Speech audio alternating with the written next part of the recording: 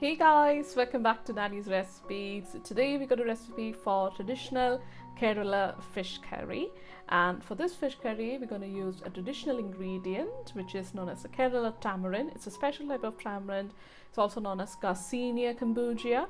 It's known as kudampuli in my native language. So this is the star of this fish curry. So you can buy this online. You can buy in most of the Asian grocery stores. I will leave a link below if I can find one, and so that if somebody wants to buy it, they can buy it off there.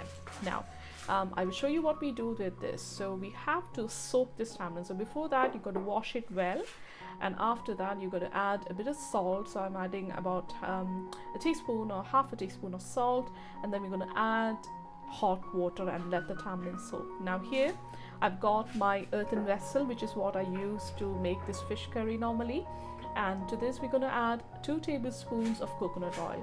For traditional Kerala recipes, coconut oil is the oil that's used quite often, and it gives you the traditional taste and flavor to this curry. So we're going to let this coconut oil melt, and after that we're going to add a teaspoon of mustard seed.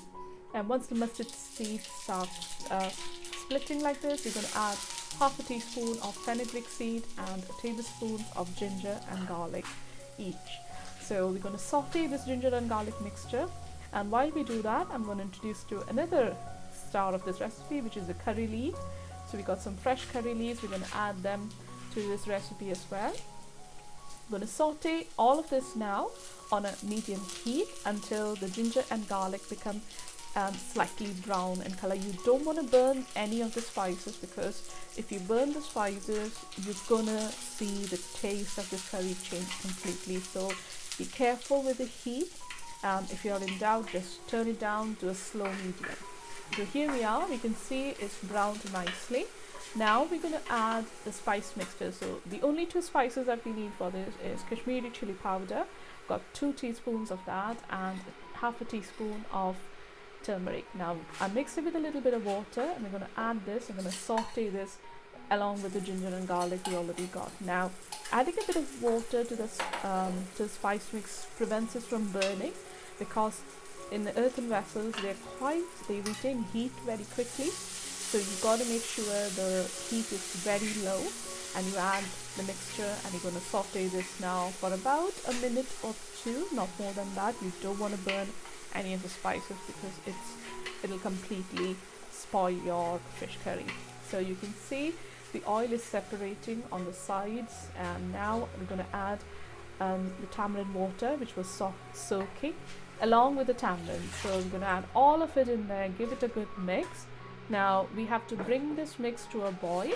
So I'm going to put the heat up to a medium to medium high, give it a good stir, and now I'm going to cover this up, bring it to a good boil, and then only I'll be adding my fish pieces, because if you add it now, it's not going to taste the same. So here we are. I've covered it with a lid, leave it for 5 minutes, and after 5 minutes I can see that it's come to a rolling boil. Now is the time to add your fish pieces. Now I'm using 2 cutlets of fish here. If you want, you can chop this fish into smaller pieces, and it can make even more smaller, so that it goes into every part of the fish. Now I got a little bit of little pieces of fish left. I'm not going to waste any of that, so just going to add it to my mixture here, and we're going to wait until it comes to a boil. So I'm just going to toss and turn around ever so carefully. You don't want to break the fish at this point, so just be careful when you do this. And we're going to make sure all of the fish is soaked well in there, and if you want, you can add a bit more water at this point of time. Now I'm happy with this, and I'm going to cover this up with a lid and let it come to a boil. It should hardly take about 2 to 3 minutes, and after that you can see it's come to a boil. Now I'm going to turn the heat down to a low or simmer, and then we're going to give it a swirl. As you can see, I haven't used a spoon. My hands are like asbestos pan. Make sure you use any protective covering while you do this. Swirl it around and cover it up. So after 10 minutes, your fish curry is ready. You can see the oil is separated well, the fish is cooked well, but I'm going to go further. We just want to reduce it a little bit more further so that the sauce is thick. So you can see now after simmering for another 10 minutes, my curry is exactly what I wanted it for. So my fish curry is ready.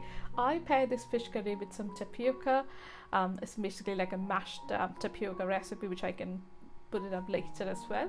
And this fish curry goes well with rice, and I'm sure you will all enjoy it. And if you do, please like, share and subscribe. Thank you guys. See you again. Bye.